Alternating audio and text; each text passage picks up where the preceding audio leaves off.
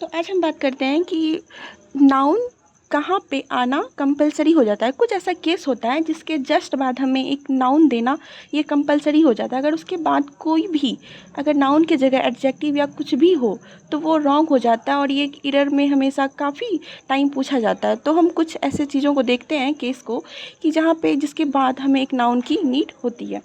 तो after an adjective, अगर adjective दिया हुआ है तो उसके जस्ट बाद आपको एक नाउन देना ही होगा, क्योंकि एडजेक्टिव ऐसे नहीं आता है। एडजेक्टिव हमेशा एक नाउन को क्वालिफाई करने के लिए ही आता है। और एक केस है ये भी है कि लिंकिंग वर्ब के बाद भी एडजेक्टिव आता है, ये एक एक्सेप्शन में आ जाता है। फिर एक आर्टिकल, आर्टिकल के जस्ट बाद हमें नाउन ही देना पड़ेगा, उसके बाद हम और कोई भी पार्ट्स ऑफ स्पीच नहीं दे सकते।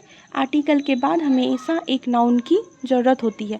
उसके बाद एक होता है एपोस्ट्रॉफी एस। एपोस्ट्रॉफी एस अगर किसी भी लिविंग थिंग में लगा हुआ हो तो उसके जस्ट बाद हमेशा नाउन की नीड होती है। उसके बाद जो भी आएगा वो नाउन ही होगा।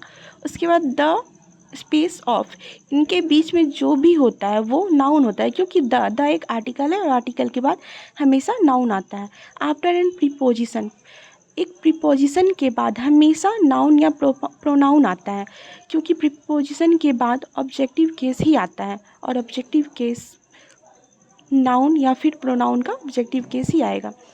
आफ्टर इन सभी चीज़ों के बाद हमेशा एक नाउन की ज़रूरत होगी। इसके बाद जो भी आएगा वो नाउन ही होगा। ये सब आप देख सकते हो, मैनी, मच, सम और लॉट ऑफ, ये मैंने कुछ लिखे हैं और भी हो सकते हैं।